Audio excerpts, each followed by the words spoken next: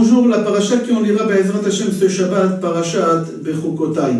La paracha elle commence in Bechukotai telechu ve'et mitzvotai tishmoru. C'est-à-dire quoi? In Bechukotai telechu, vous allez vous conduire. En hébreu c'est la shon alicha, c'est marcher. La question qu'elle se pose, pourquoi ici Akadosh Baruch Hu il nous ordonne avec un langage marcher?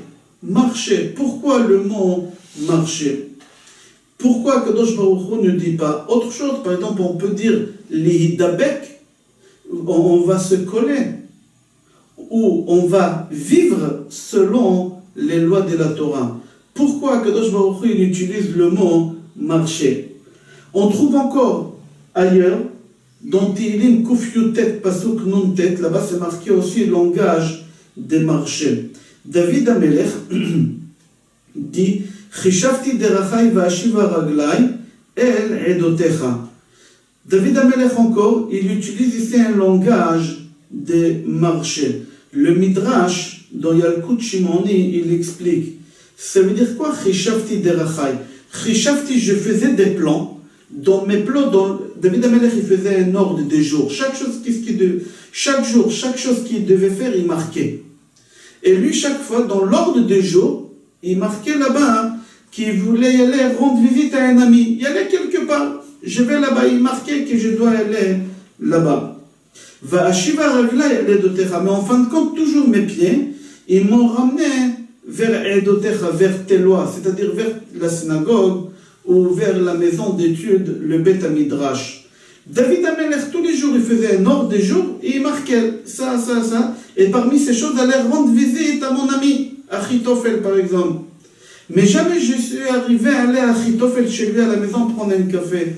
Chaque fois quand je marquais entre telle heure et telle heure aller chez Achitophel, à la même heure, toujours mes pieds me ramenaient vers la synagogue ou le Beth Midrash.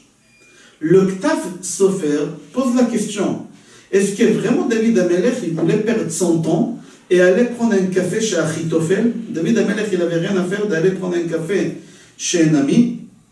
Et tous les jours faire une chose pareille, il allait chez des amis prendre un café. Est-ce que tous les jours il avait le mauvais penchant qui était présent et il lui disait n'y va pas étudier la Torah mais va voir un ami, va boire un café avec lui, va jouer avec lui? Est-ce que David Amelech c'était ça, son plan de la journée? Avant de répondre sur cette question de Ktav Sofer, on va trouver encore un langage des marchés chez David Amelech. Dans les livres Rois 2, dans chapitre 2, dans les livres Melachim 1, chapitre 2, Pasuk 2, là-bas c'est marqué le testament de David Amelech. David Amelech, il a laissé un testament à son fils Shlomo, c'est son fils qui a construit le Beth Amikdash, et dans son testament, David Amelech dit à son fils Shlomo, Anochi olech bederech kol haaretz vechazakta ve'aita leish. Je marche selon la terre, c'est-à-dire selon la vie, sois fort. Quel rapport je marche selon la vie, sois fort? David Amelech, il ordonne à son fils dans son testament, et il lui dit, toute ta vie, tous les jours, tu te rappelles que c'est un pas vers la tombe. Et au moment que tu te rappelles que tu vas un pas vers la tombe tous les jours, vechazakta ve'aita leish, tu seras fort et tu deviendras un homme. C'est-à-dire quoi? Tu seras fort et tu deviendras un homme, c'est-à-dire que tu vas être fort dans la Emouna et tu seras un homme, tu réussiras à combattre le Yetzer Hara, le mauvais penchant. Venons, on va revenir au Ktav Sofer. Le Ktav Sofer, il explique le Tehillim qu'on a cité tout à l'heure. Il dit que David Amelech, tous les jours, se disait, je vais y aller à la maison de mon ami. C'est-à-dire quoi à la maison? C'est à la demeure. C'est-à-dire chacun il a une demeure pour toujours. Chachamim disent que la demeure de l'homme, c'est l'endroit où est sa tombe. Dar, Lachon Medurim, Lachon Dar Lanetzach. Comme ça le Ktav Sofer dit. La maison en hébreu elle s'appelle Dira. Pourquoi Adam Dar Lanetzach Bemakom Medurim? il y a un endroit où l'homme, il habitera là-bas éternellement. Alors David Amelech, quand il écrivait que je vais y aller à telle maison, c'est quelle maison il a parlé? Il a parlé à sa dernière demeure. Et c'est ça qui s'est passé après, que ses pieds, il le ramenaient vers le Beth Midrash ou la maison d'études. Ça le renforçait à aller étudier la Torah. C'est-à-dire en 2 mots, David Amelech, il s'est rappelé tous les jours de sa mort, qu'il avance tous les jours. Et en fin de compte, David Amelech, il s'est trouvé à la maison d'études. Et c'est ça le testament que David Amelech dit à son fils Shlomo. Toujours pense à cette marche-là. Quelle marche? La dernière marche à ta dernière demeure. Et c'est exactement ce qui est marqué dans notre paracha. Akadosh Baruch Hu dit, Im bechukotai telechu, si vous allez vivre selon mes lois, c'est-à-dire si vous allez, en marchant tous les jours, penser que vous marchez vers votre dernière demeure, alors vous allez vous renforcer, et suite à ça, je vais vous donner tout ce qui est marqué dans la paracha, tout le matériel qu'Akadosh Baruch Hu va nous donner, que ce soit l'abondance, que ce soit la pluie, etc. Pourquoi tout ça? Car l'homme, au moment qu'il quittera ce monde, ne prendra rien avec lui. Et il n'y a rien qui va le suivre, ni son argent, ni son or. Mais lui, il y a une seule chose qu'elle va l'accompagner, Torah ou Ma'asim Tovim. La Torah qu'il a étudiée et les bonnes actions qu'il a fait, ils vont le suivre au monde futur. Et c'est pour ça Shlomo Amelech, il écrit dans Mishlei, Perek Vav Pasuk Chavbet, dans Sefer Mishlei, Bit Halechacha Tanche Otra Beshochvecha Tishmor Alecha. Au moment que tu vas te coucher éternellement, la Torah elle sera là pour te protéger. Il n'y a rien qui va te protéger, ni tes garde-corps, ni ton argent, ni tes bijoux, ni rien. Une seule chose va te protéger. C'est tes bonnes actions, c'est la Torah que tu as étudiée. On raconte que l'homme, il a 3 sortes d'amis.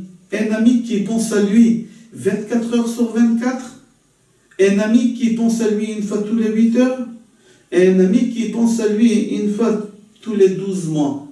Cette personne, elle a été condamnée à mort par le roi. Il a eu une idée, il a dit, je vais aller voir mon ami, que je pense à lui 24 heures sur 24, qui vient me défendre. Et cet ami lui a dit, je ne peux pas, je n'étais pas convoqué, je ne peux pas sortir de la maison. Je peux t'accompagner jusqu'à la porte de la maison et là-bas, on se sépare. Il a été déçu. Il a dit, je pense à toi 24 heures sur 24, et c'est ça, qu'est-ce que tu fais pour moi? Il a dit, je suis désolé, je ne peux rien faire. Il est parti chez son deuxième ami, qui pense à lui une fois tous les 8 heures. Il lui a demandé la même chose.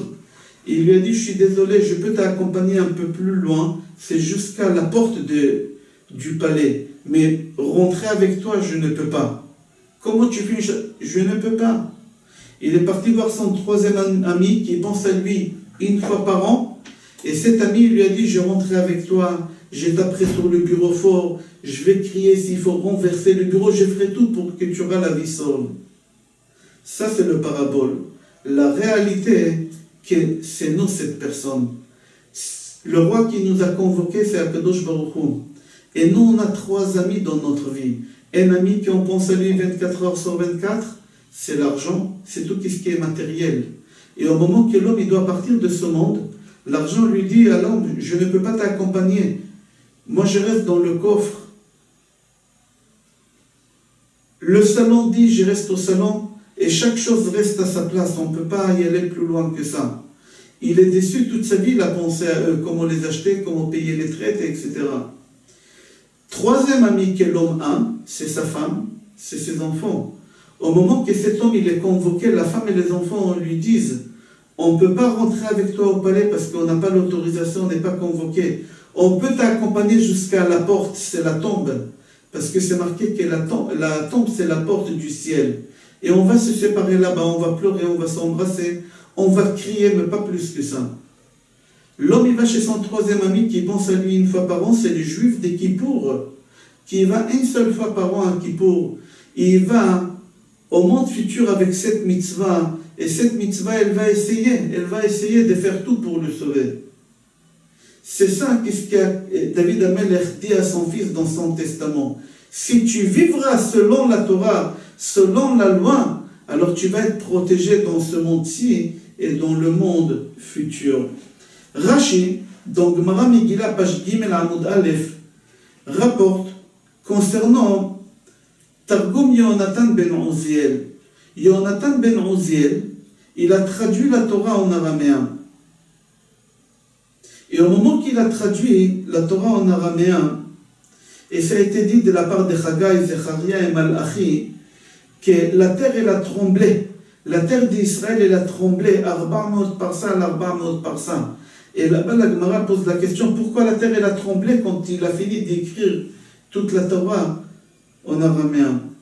Le Tosfot répond, il dit qu'après que Yonatan ben Uziel, il a traduit la Torah, le Nach, Akadosh Baruch Hu, il s'est mis en colère. Il a dit, sans traduction, l'homme il doit se fatiguer, il doit transpirer pour comprendre. Et c'est ça le plaisir de la Torah. Maintenant que tu as traduit, il n'y a plus la fatigue de la Torah. Il n'y a plus la fatigue de la Torah. Amal la Torah, c'est la fatigue de la Torah. Il n'y a plus la fatigue. Et c'est ça le plaisir qu'Akadosh Baruch Hu il a au moment que quelqu'un étudie la Torah. C'est la fatigue. Et maintenant, il n'y a plus la fatigue. Et Akadosh Baruch Hu il s'est mis en colère. Il y a un livre qui s'appelle Behiyot Aboker, c'est marqué là-bas.